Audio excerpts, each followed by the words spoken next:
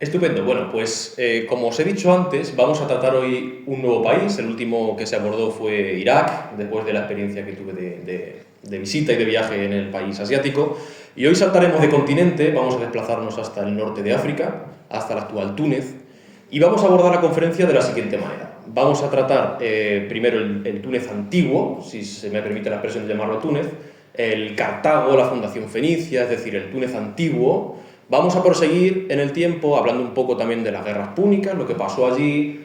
También se hablará sobre Aníbal, continuaremos hasta el periodo romano. Después, el salto de era está marcado por la llegada de comunidades cristianas a la zona de lo que hoy es Túnez, a Cartago, que sorprendentemente, porque hoy es un país predominantemente musulmán, fue un núcleo cristiano muy importante, como lo fue Antioquía, como lo fue Tarso, como lo fue Roma.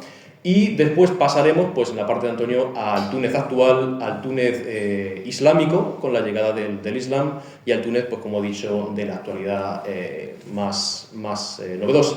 Y acabaremos o hablaremos también un poco sobre la figura de Bourguiba, que fue el primer presidente de la democracia en Túnez, después de que cayera la monarquía.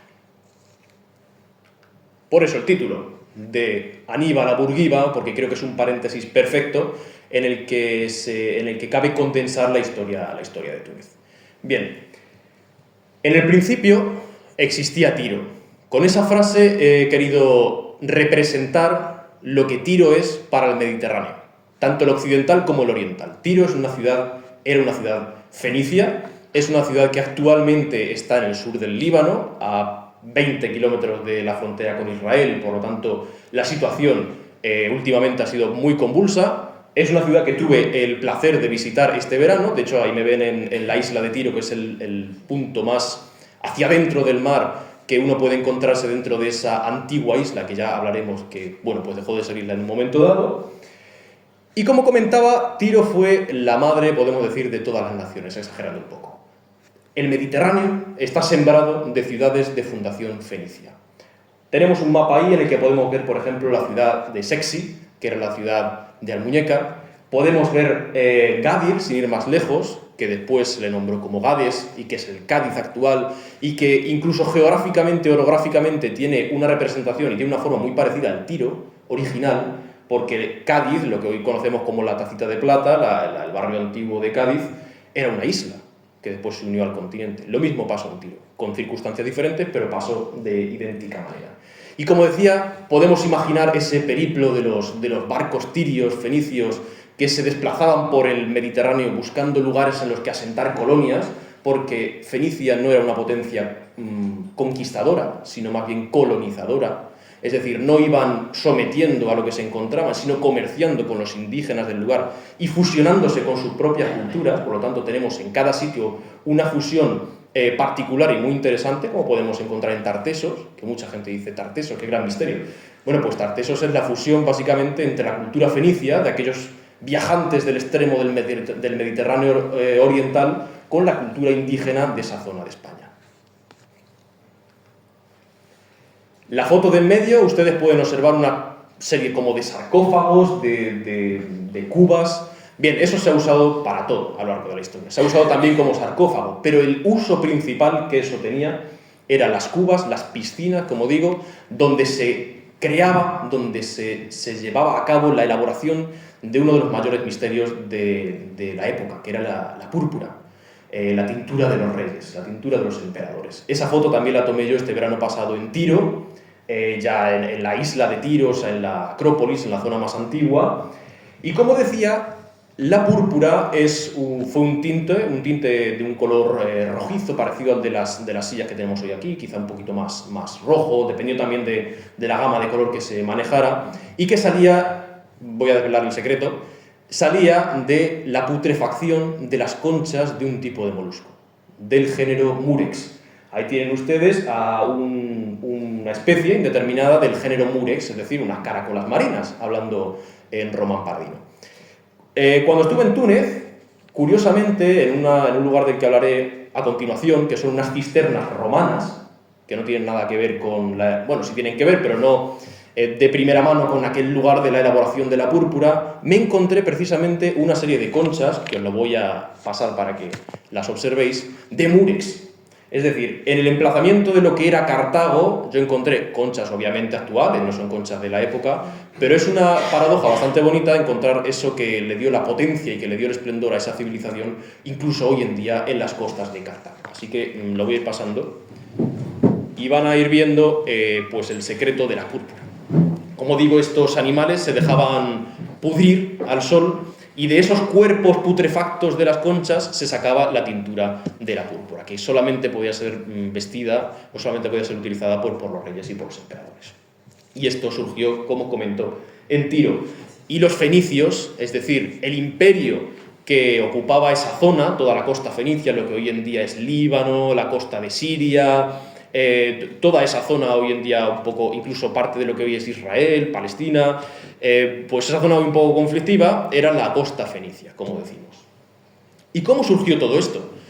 ¿Cómo llegaron los fenicios a Tiro? O más bien, ¿cómo salieron de Tiro los fenicios y llegaron a Cartago? ¿Qué tiene que ver Tiro con Cartago? ¿Por qué estamos hablando de Tiro si hemos venido a hablar de Cartago? Bien, pues voy a poner respuesta a todas esas preguntas que yo me imagino que tendrán ustedes ahora. Cartago es una de esas fundaciones mediterráneas, en el Mediterráneo occidental, de Tiro. Esos barcos que salían a la aventura, a buscar nuevas costas en las que comerciar con los indígenas de manera pacífica, si se podía y si no, pues se iban a otra costa sin ningún tipo de problema. De esa manera llegaron a lo que hoy en día es Túnez, a una colonia indígena que se llamaba Útica. Al llegar a Útica, los fenicios, los tirios, se dedicaron al comercio con esta gente, con este pueblo, con esta civilización pequeña que había allí, originaria, y con el tiempo pues desencadenó en lo que hemos venido a llamar el Imperio Cartaginés. Fue algo tan próspero y algo tan rico, tanto económicamente como en todos los sentidos, que acabó fundando un imperio. Es decir, el imperio fue madre de otros imperios. Tiro fundó otros imperios, por así decirlo. Y todo tiene su historia mítica. La mitología, al fin y al cabo, los mitos no son cuentos. Los cuentos, muchos de ellos, sirven para entretener. Los mitos sirven para explicar. Si yo no tengo un pensamiento científico, simplemente porque no estoy en una época en la que se use esa manera de razonar, uso el mito. El mito me explica la realidad, pero no es un cuento, no es una mentira, no es una sin razón. El mito de la fundación de Cartago incluye a personajes como la reina Dido, la reina Elisa.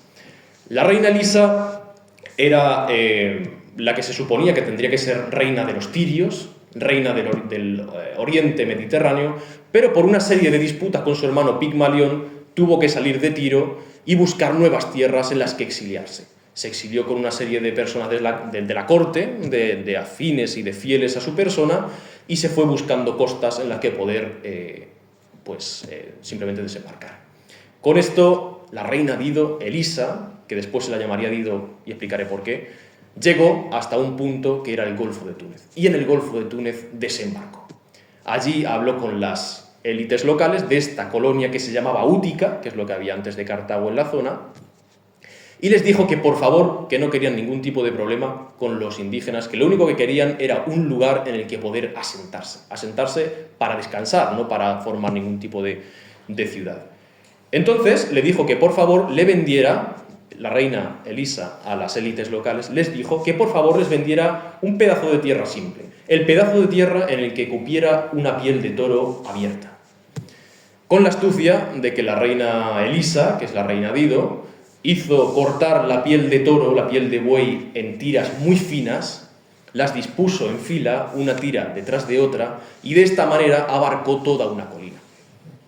La colina que actualmente se llama Birsa, y se llamaba Birsa en ese momento igual, y sobre la que se asentó Cartago. Entonces, el jefe local, viendo la astucia, viendo la inteligencia, viendo el saber hacer de esta mujer extranjera, se dice que quedó prendado de ella y que le pidió matrimonio. Pero Dido, pues se ve que no le convenció la propuesta, no le gustó lo que le estaba proponiendo el jefe, y ahí las historias ya cambian.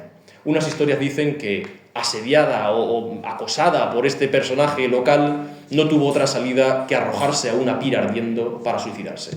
Otras dicen que se atravesó el vientre con una espada. Y otras, que es la que yo quiero contar aquí porque enlaza muy bien con el futuro romano, el futuro para este momento de la historia, de Cartago, es que Eneas llegó a Cartago y se enamoró de la reina Dido. ¿Quién es Eneas? Eneas es el padre fundador. Eneas es el hombre que fundó Roma. No que fundó Roma, sino que dio lugar a Roma en la persona o en las personas de Rómulo y Remo. Y que huyendo de la guerra de Troya, porque al fin y al cabo él era un príncipe troyano, embarcado en esos barcos, valga la redundancia, por el Mediterráneo oriental y buscando un lugar en el que reposar para huir de esa patria suya en llamas, que era Troya, huyendo con su padre, Anquises, a las espaldas, a su padre anciano que no podía andar, huyendo de esa Troya en llamas, destruida, acompañado por su mujer Creusa y por su hijo Iulo, que después daría el nombre a Julius Caesar, a Julio César. La mujer se perdió en medio del tumulto, en medio de la guerra, la mujer perdió la vida y Eneas, con su padre anciano, a cuestas, cruzando la puerta escea de Troya, salió de esa ciudad absolutamente destruida, acompañado por su hijo. Y recaló en un lugar pues, que se llamaba Qart Hadasht, es decir, lo que después se acabó por llamar Cartago. El lugar en el que estaba la reina Dido, en el que estaba la reina Lisa, que no he explicado por qué se llamaba Dido, pero se llamaba así porque significa la errante. Los lugareños, cuando la vieron llegar, la llamaron la errante, la mujer que viene de una patria lejana y cuya inteligencia nos ha deslumbrado. Y se dice que Eneas y la reina Dido tuvieron un romance de lo más prometedor, de lo más hermoso. Parece ser que fue una historia preciosa, pero que Eneas tuvo en cierto momento que elegir entre esta mujer y los dioses, porque los dioses le encomendaron la tarea nada baladí de fundar el imperio que un día sería el dueño del mundo, que era Roma. Y Eneas, tras mucho reflexionarlo y tras mucho sopesarlo, decidió hacer caso a los designios y los augurios de los dioses, abandonar a Dido y seguir navegando desde el Golfo de Túnez hasta lo que hoy en día es Roma. Así fundó Roma, pero despechada absolutamente la reina Dido, profirió una maldición contra el pueblo que iba a fundar el señor Eneas, el padre fundador de Roma, diciendo que su linaje de ella, la reina Dido, y el linaje de Eneas estuviesen por siempre enfrentados y por siempre luchando y por siempre matándose. Esa era la explicación, como os digo, de las guerras púnicas, de por qué los cartagineses y por qué los romanos nos matamos. Porque ya en tiempo de Dido y ya en tiempo de Eneas, esa maldición pues, recayó sobre nuestros ancestros. Aparte del asunto mitológico, me gustaría abordar también un asunto de la historia de Túnez que es muy interesante, que es el asunto arqueológico. Cuando viajo por muchas razones, pero sobre todo viajo por la historia. Creo que, al igual que dije con Irak, cuando uno caminaba por las orillas del Tigris y del Éufrates y veía esas aguas en el nacimiento azules y que después se van oscureciendo y se van volviendo turbulentas, uno se siente en la patria de sus padres, uno se siente en la tierra de sus ancestros. De igual manera, cuando uno visita Cartago y se va a la colina de Birsa, a la Acrópolis de Cartago, o se va a los puertos púnicos, siente lo mismo. Porque aunque yo no tenga ningún ancestro de Túnez, todos tenemos los ancestros que son que es la historia, es un ancestro común y todos somos viajeros al fin y al cabo. Incluso a los que no les guste viajar, todos somos viajeros. Al fin y al cabo la palabra planeta viene del griego y significa errante. Todos somos viajeros del tiempo y del espacio. Todos somos viajeros del cosmos, como decía Carl Sagan. Por eso viajo, por reencontrarme con mis ancestros, por reencontrarme con el pasado, por reencontrarme con la esencia de lo que somos hoy en día. ¿Por qué traigo los puertos púnicos? Los puertos púnicos, es decir, los puertos de Cartago, a los cuales se les llamaba púnicos porque la palabra poinix desembocó en la palabra púnico, en la palabra púrpura, fenicio, porque los fenicios a sí mismos no se llamaban fenicios, se llamaban cananeos. Todas esas palabras que comparten raíz, al fin y al cabo designan a ese mundo fenicio, a ese mundo de la púrpura. Púnico, entonces, y fenicio tienen la misma raíz. Al fin y al cabo estamos hablando de lo mismo, aunque digamos dos palabras diferentes, ¿vale? Los puertos púnicos son los puertos de Cartago, entonces, como aclaración. Y son dos estructuras arquitectónicas que sorprendieron absolutamente a la antigüedad, que los historiadores romanos que entraron a los puertos púnicos se quedaron absolutamente sobrecogidos y que se dice que tenían capacidad para 220 naves de guerra. Solamente el puerto militar, que es el redondo. El otro es el puerto civil, el puerto de comercio. Ahí me ven ustedes a mí, al lado del puerto de guerra de Cartago, que uno se espera porque es un lugar cuidado, un lugar bien, pues, no sé, que haya por lo menos una puerta para custodiarlo. Pero hoy en día uno llega allí y se da cuenta pues, que hay una laguna redonda y ya está. Pero es como un islote. Totalmente, totalmente. Además es una laguna con un islote dentro, porque ese islote es donde estaba la torre en la cual pues, se amarraban los barcos de guerra. Sigue hoy en día, la huella ha sido tal en el paisaje que sigue hoy a pesar de haber sido destruido totalmente. Y bueno, pues hoy en día los tunecinos se dedican a poner sus pequeñas barquitas de pesca en lo que un día fue el barco de la mayor talasocracia del Mediterráneo occidental. Y también pues a buscar moluscos, a rebuscar entre las algas para conseguir algo de sustento.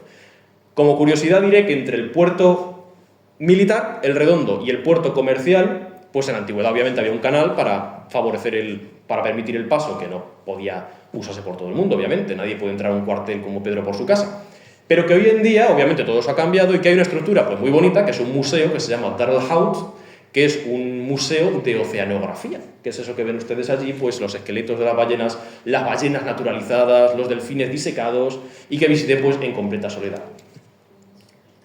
¿Y qué llevó a esta talasocracia, como decimos, a este imperio del mar, a estos navegantes empedernidos a caer en la desgracia? Bueno, Marco Aurelio decía que solamente basta mirar al pasado para ver cómo los imperios se alzan y vuelven a caer, para ver lo que pasará en el futuro. Es decir, los imperios, nada hay eterno en la vida, todo sube y todo cae. Pero bueno, ¿por qué cuando uno visita Cartago hoy en día está absolutamente destruido, está arrasado hasta el cimiento? No sé, uno visita Roma, uno visita algunos lugares, uno visita Babilonia. Y, bueno, Babilonia no es el mejor ejemplo, pero otros lugares que no han sido reconstruidos posteriormente conservan todavía de lo original. Pero Cartago apenas conserva nada. De hecho, aquí me ven ustedes en las ruinas de Cartago, o sea, en la Acrópolis de Birsa, aquella que fundó la reina Dido con las tiras de cuero de la piel del buey, y solamente quedan unos pilares aislados, o uno le da la impresión de que aquello está derruido a posta. Y efectivamente eso fue lo que pasó. Ven ustedes allí ilustraciones de lo que pudo ser un día Cartago, ese comercio absoluto y que viene de todos los lugares del Mediterráneo, aunque a partir de cierto momento pues el Mediterráneo se partió entre Mediterráneo oriental para los griegos, Mediterráneo occidental para los cartagineses. Pero bueno, venían materias y venían productos de todo el Mediterráneo y de todo el mundo, podríamos decir, conocido. ¿Por qué cayó en esa desgracia, como decíamos? Pues todo eso tiene una explicación, tiene 3 explicaciones, que son las 3 guerras púnicas, pero me gustaría resaltar la última, que al fin y al cabo fue la definitiva. La primera guerra púnica, yo sé que mucha gente tiene traumas con estas cosas de las guerras púnicas y las guerras médicas, y en fin, pero no pasa nada, va a ser muy liviano y creo que es interesante también. Las guerras púnicas pues, son las guerras entre los romanos y los cartagineses. ¿Y qué tienen que ver los romanos ahora? Si hemos hablado de los griegos, hemos hablado de los fenicios, ¿esta gente qué es? Pues bueno, fueron una potencia que empezó a surgir en un momento determinado de la historia y que, como todas las potencias, decía que el Mare Nostrum, el mar Mediterráneo, no iba a ser de los fenicios ni iba a ser de los griegos, iba a ser suyo. O al menos los beneficios del comercio. Eran muy diplomáticos los romanos, tampoco iban a arrebatarse de las manos. Surgió esta potencia y empezó a dirimir entre los griegos y los cartagineses. Por lo tanto, resumiendo muchísimo, se acabó en guerra al final. Entraron también una serie de factores externos, como unas luchas internas entre Cartago con unos piratas de un nombre extrañísimo, que eran los mamertinos, que surgieron por allí. Pero bueno, resumiendo todo, es que Cartago tuvo una gran guerra. Saltamos a la Segunda Guerra, que es la más importante y la que todos conocemos, que es la Segunda Guerra Púnica. Todos las conocemos por ese personaje que está ahí, que es Aníbal Barca, el general cartaginés. Y creo que todos recordamos a Aníbal Barca, bueno, cada uno lo recordará por una serie de cosas, pero bueno, sobre todo por la máxima que tenemos allí escrita arriba, allí, Aníbal ad portas, que fue pronunciada por el pueblo romano, realmente asustado porque Aníbal estaba a las puertas, que es lo que significa esta frase. Es decir, Aníbal, un cartaginés, un indígena, un bárbaro, ha sido capaz de cruzar desde Cartago hasta la península ibérica, cuyo sur era de dominación cartaginesa, de ir con un ejército inmenso cruzando los Pirineos, el sur de Francia y los Alpes, un ejército en el que iban elefantes, cruzó los Alpes nevados en invierno con un ejército de elefantes, a lomos como Naire, como como conductor, como jinete, entre comillas, de su elefante Suru, que era un elefante con un solo colmillo, y que fue el único que le quedó al final de todo, porque claro, estos animales, los paquidermos, cuando entraban en la nieve y estas temperaturas, y después las lagunas del sur de Francia y del norte de Italia, aquello fue destructivo absolutamente, y no le quedó ni uno. Pero bueno, asustaba mucho a los romanos, aquello de que había un ejército de bestias desconocidas cruzando los Alpes en invierno, la primera vez que alguien cruzaba los Alpes en invierno. Como os decía, un bárbaro absoluto, que para los romanos estoy hablando, un bárbaro absoluto que con un ejército de bárbaros y con un ejército, podemos decir también, de elefantes, osa asaltar la capital del imperio más poderoso del mundo, que es Roma. Y además no lo hace soterradamente, ni pagando a unos y a otros, ni sembrando la cizaña, sino que lo hace abiertamente, avanzando cada vez más, hasta que los romanos vieron que había un momento en el que Aníbal estaba a las puertas de Roma prácticamente. Y esto es pues se puede comparar con lo que pasó en la Edad Media con Atila, cuando se decía que estaba a las puertas de Europa, que bueno, luego fue discutible si estuvo a las puertas o no, pero fue ese temor. Este señor, al final, empieza a avanzar y contra todo pronóstico todo le va saliendo bien. Gana todos los Pirineos, gana el sur de Francia, atraviesa, como digo, los Alpes y entra en la península itálica. Y cuando entra en la península itálica nadie sabe muy bien qué le pasa. No se sabe si al señor le entra el miedo, si le entra la cobardía, si le aconsejan mal o bien, no sabemos nunca. No entra nunca jamás en batalla abierta contra Roma, en Roma, cuando tenía todas las de ganar, cuando tenía el camino abierto y las legiones romanas esquilmadas absolutamente, decidió plantarse en el norte de Italia tras una serie de batallas, la batalla de Zama, por ejemplo, las más importantes, y no avanzó. Y no avanzó nunca. Es una de las cosas más inexplicables de la historia. Pero bueno, el trauma nacional estuvo en la mente de los cartagineses, de los romanos, perdón, por siempre. Aquel bárbaro norteafricano que había osado cruzar esos Apeninos con los elefantes y que había causado estragos en las legiones y absoluto pánico en Roma, permaneció. Y como les decía, la decisiva y la última fue la Tercera Guerra. La Tercera Guerra fue en la que Cartago, la Cartago que hemos visto, acabó totalmente destruida. ¿Qué pasó en esa guerra? ¿Qué hicieron los cartagineses? ¿Qué hicieron los romanos? ¿Quién tuvo la culpa? ¿Quién la empezó? Pues a decir verdad, Cartago no hizo nada. Cartago simplemente se estaba recuperando de la Segunda Guerra Púnica, o sea, de la guerra anterior. Era una ciudad destruida, era una ciudad traumatizada, era una ciudad con la mayoría de la población exterminada, muerta, hecha esclava o simplemente haciendo de relleno de los fosos. Y que simplemente quería reponerse de esa guerra, quería reponerse de ese trauma y lo consiguió. Empezó a comerciar, siguió comerciando, pues como lo venía haciendo desde el principio de su existencia. Comerció, socializó, por así decirlo, con los países vecinos, con los imperios vecinos, hasta el punto de que recuperó y superó aquella primera prosperidad. Claro, podemos decir, ¿por qué entonces cayó en desgracia? Pues porque los romanos, movidos, según mi opinión, por la envidia y por el miedo y ese trauma nacional, decidieron atacar Cartago, sin que Cartago hiciera nada. Decidieron que sus enemigos no podían ser tan poderosos y sus enemigos no tenían derecho a ser tan ricos ni a recuperarse tan rápido. Que ellos los habían exterminado y era para que estuvieran exterminados por siempre, que no podían levantar la cabeza. Y la habían levantado y habían superado el momento en el que, o sea, la riqueza del momento en el que habían sido destruidos. Y así, con una serie de personajes como Catón el Viejo, aquel que tenemos allí arriba, el censor, y con una máxima celebérrima, como delenda es Cartago, que Cartago debe ser destruida. Un señor que cuando iba al Senado dijera el discurso que dijera, hablara de lo que hablara, tratárase el tema de lo que se tratara, siempre al final del discurso decía, delenda es Cartago, he hablado sobre esto, esto va a ser así, así, propongo que estas leyes se hagan de esta manera, pero que Cartago tiene que ser destruida. Y de hecho es una de las frases más famosas de este señor, la que tenemos arriba y la que tenemos abajo, que es la que decía siempre al acabar sus discursos para decir que me parece muy bien lo que digáis, pero que Cartago tiene que ser destruida. Y efectivamente, un par de siglos antes del nacimiento de Cristo, las legiones romanas se plantaron alrededor de Cartago, de la Cartago púnica, y la asediaron de tal manera y con tal salvajismo que de Cartago quedó muy poco. De hecho, lo que más quedó de Cartago fue lo que causó su destrucción. De hecho, pueden ver ustedes ahí a mí, observando unas piedras redondas, que yo no sé si a alguno le sugiere alguna cosa, pero no son piedras. Bueno, sí están hechas de piedra, pero su función es otra. Son balas de catapulta. Son balas de catapulta romana. Son las balas de catapulta que destrozaron los edificios de la colina Birsa. De hecho, eso está en la colina Birsa, en la Acrópolis de Cartago. Y que después, pues bueno, pues se han reunido pues como un museo al aire libre, simplemente.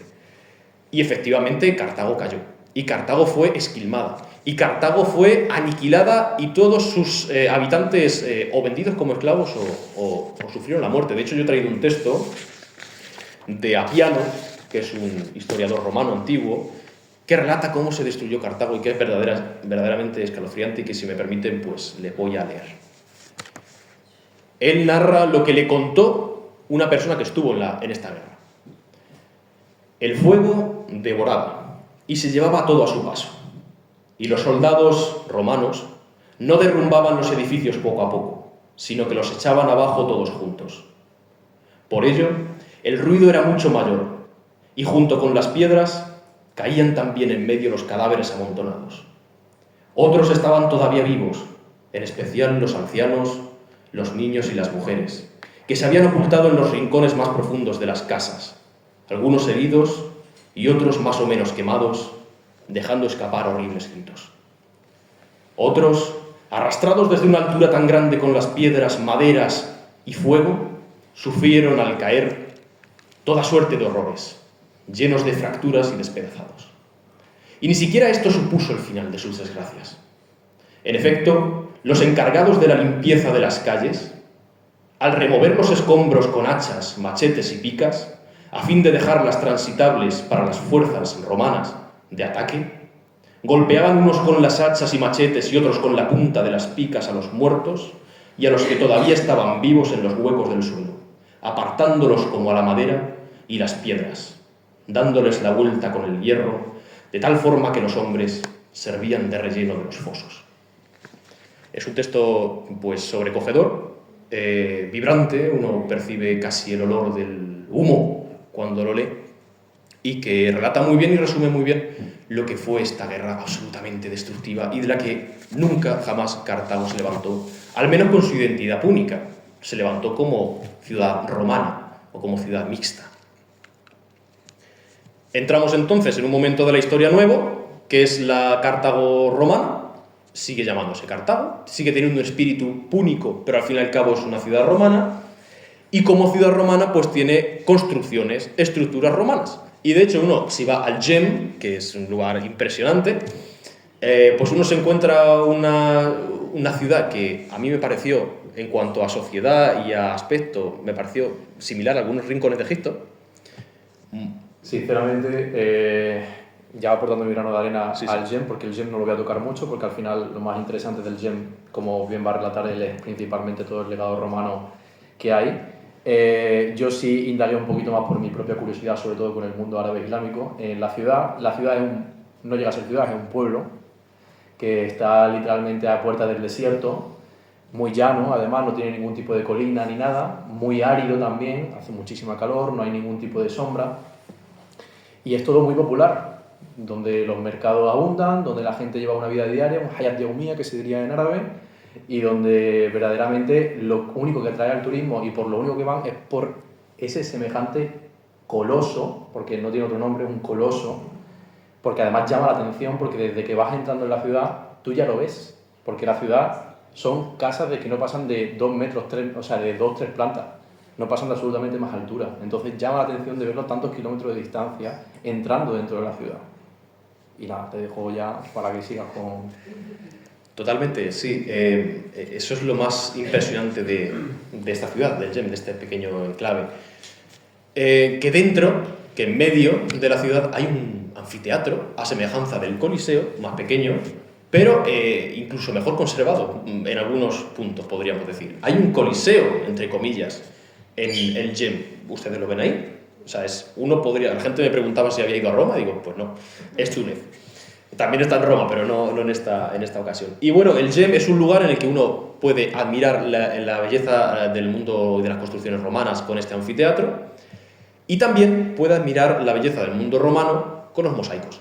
hay un museo muy interesante a las afueras del Gem, sobre una antigua casa romana que se llamaba Cisdrus, y que pues estaba totalmente recubierto su suelo, mejor dicho, de mosaicos romanos, y unos mosaicos de una calidad y de un grado de detalle asombrosos, como esa escena de caza del jabalí por parte de los leones, que uno pues le da la impresión verdaderamente de ser una fotografía. En ese túnel que ustedes me ven a mí ahí encerrado, que parece una mazmorra, pues me encuentro en el subterráneo del Teatro Romano del Gem, o sea, de ese anfiteatro. El túnel donde uno se encuentra a los lados las mazmorras, entre comillas, los lugares en los que los gladiadores se preparaban para la lucha, en los lugares en los que los leones estaban encerrados, en los que las bestias se metían hasta que llegaba el momento de elevarlos. Ese es el lugar en el que yo estaba, ahí. Bueno, avanzando ya, no queda mucho esta parte antigua para darle paso también a mi compañero. Podemos ver muchísimos restos romanos en Túnez, en la Túnez capital, quiero decir, no país, que también, pero sobre todo en la capital, como aquel teatro romano, no el anfiteatro, sino el teatro romano en excelente estado de conservación y que se sigue usando hoy en día como teatro. Pues las termas de Antonino, el emperador romano que adoptó a Marco Aurelio como sucesor, o que le vino impuesto, pero bueno, al fin y al cabo fue el predecesor de Marco Aurelio, que es esa columna que vemos con el fondo del mar, y en medio podemos ver pues unas cisternas romanas en medio del campo en las que yo me encontré estas conchas de Murex, de las que salía el secreto de la púrpura.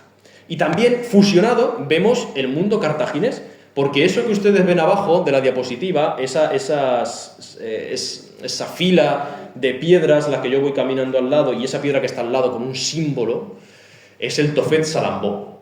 Ese símbolo que ustedes ven, que además está sacado de la piedra, no sé si lo ven, es el mismo, el amarillo que el de dentro, es el símbolo de la diosa Tanit.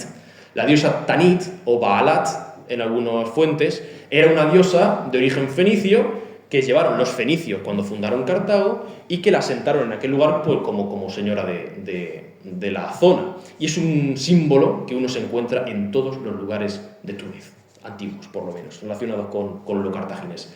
Y el Tophet Salambó, que es ese lugar con esas piedras, no es otra cosa sino un cementerio de niños que todavía estamos discutiendo, bueno yo no, pero los historiadores están discutiendo de si eran niños que pues habían encontrado su final de una forma natural, o si eran niños sacrificados a los dioses, porque muchos de ellos tenían una urna con un animalito sacrificado también, junto al niño. Se ha visto que de los 500 niños que hay allí enterrados, 124 murieron en el parto o justo antes del parto, por lo tanto es poco probable que fueran sacrificados justo en el momento del parto. Pero del resto nada jamás se ha dicho. Entonces es un sitio un poco macabro realmente, porque si uno lo piensa, aunque fuera una cultura antigua y todo lo que quieran, pues no deja de ser niños sacrificados en honor al dios Moloch, que era una deidad cananea representada como un hombre con cabeza de buey, de metal, que se llenaba de fuego, que se llenaba de ascuas y en cuyas manos inclinadas se ponía al bebé o al niño a sacrificar, perdón por lo de sacrificar, niño por sacrificar, y que cuando se ponían esas manos inclinadas, el niño resbalaba de las manos de Moloch y caía en el fuego hasta que se quemaba vivo. Ese era el sacrificio de los cartagineses, que no se hacía todos los días, ni mucho menos, pero cuando había desgracia nacional, cuando se quería ser propicio ante los dioses, se hacía esta serie de cosas. Última etapa de mi etapa, valga la redundancia, es el Túnez cristiano. Y como decía, pues sorprende mucho ver que Túnez fue un núcleo cristiano, pues como hoy es casi a la altura de Roma. Fue un núcleo en el que personalidades muy importantes del cristianismo antiguo tuvieron lugar y que hablaremos ahora mismo más o menos de una forma más o menos rápida. Y aquí vemos pues un mapa de la extensión de cómo se propagó el cristianismo en los primeros siglos de nuestra era. Cómo surgiendo desde el levante mediterráneo, desde lo que hoy en día es Israel, Palestina, pues se propagó primero por Asia Menor, cruzando después hasta Cartago, por todo, pues por los mercaderes, por los comercios. Las ideas se propagan igual que las mercancías, y igual que, por otro lado, igual que las pestes y las enfermedades con el comercio, se han propagado muchas de ellas. Y tenemos figuras relevantes del cristianismo primitivo, como San Cornelio y San Cipriano, aquellos dos personajes que vemos allí representados en este icono tan bonito, la verdad, tan curioso. Y bueno, pues Cornelio y Cipriano Cornelio, los dos son de origen cartaginés, los dos nacieron en lo que hoy en día es Túnez. Cornelio murió en la cárcel después de haber sido encarcelado, como cristiano, pues, a causa de ser cristiano. No lo mataron, es cierto, por ser cristiano, pero murió de hambre, de enfermedad y de malos tratos en la cárcel, por lo cual se considera mártir. Y San Cipriano, efectivamente, sí fue asesinado. Por ser cristiano se hizo una redada bajo el imperio, bajo el gobierno, mejor dicho, del emperador Decio y Valeriano, y bueno, pues se hizo una redada y cayó esa redada. Las otras dos mujeres que tenemos y que vemos abrazadas también en este mosaico tan expresivo son Santa Perpetua y Santa Felicidad, que fueron dos mujeres jóvenes de 20 y tantos años, cartaginesas, que por ser cristianas pues las metieron en la cárcel. Santa Perpetua era una señora rica, de 22 años, pero de familia rica, cuya esclava o sierva, Felicidad, pues se hizo cristiana por influencia de su señora, la cual había adoptado pues la fe de Cristo. Cuando se hizo aquella redada, como digo, pues bastante sangrienta en el reinado de Decio y de Valeriano, pues cayeron también estas dos figuras. Y por último tenemos a uno de los grandes pensadores de la filosofía occidental, que es San Agustín de Hipona. San Agustín era tunecino, con muchas comillas. Era de Túnez, era de Cartago, era cartaginés. También tenemos a Tertuliano, el primer escritor cristiano de lengua latina. Quiero simplemente, para que veáis quién era San Agustín, y con eso ya le doy paso a Antonio, es la última diapositiva que voy a tratar. San Agustín era un hombre que en el siglo IV, V después de Cristo decía cosas como que entonces yo sentí que mi alma y la de mi amigo no eran más que una en dos cuerpos. O que decía que la medida del amor es amar sin medida. Decía que el amor es una locura temporal, que entra en erupción como un terremoto y que luego se desploma. Y que cuando se calma, tienes que tomar una decisión. Tienes que averiguar si tus raíces se han entrelazado tanto que es inconcebible que alguna vez debas separarte. Porque esto es lo que es el verdadero amor. Y hablaba sobre la muerte, un hombre que pues, vivió en una época tan convulsa, en la que la muerte estaba a la orden del día. Al hablar de la muerte, decía que la muerte no es nada. Solo he pasado a la habitación de al lado. Yo soy yo y vosotros sois vosotros. Lo que somos unos para los otros seguimos siéndolo. Dadme el nombre que siempre me habéis dado. Hablad de mí como siempre lo habéis hecho. No uséis un tono diferente. No toméis un aire solemne y triste. Seguid riendo de lo que nos hacía reír juntos. Rezad, sonreíd, pensad en mí, que mi nombre sea pronunciado como siempre lo ha sido, sin énfasis de ninguna clase, sin señal de sombra. La vida es lo que siempre ha sido. El hilo no se ha cortado. ¿Por qué estaría yo fuera de vuestra mente? ¿Simplemente por estar fuera de vuestra vista? Os espero, no estoy lejos, solo al otro lado del camino. Son sentencias de San Agustín que fueron el preludio de una nueva época en Túnez que nos va a relatar excelentemente mi compañero y co-conferenciante Antonio, que es la llegada del Islam desde aquellas rutas mercantiles absolutamente asombrosas de la Arabia Petra y de la Arabia Félix.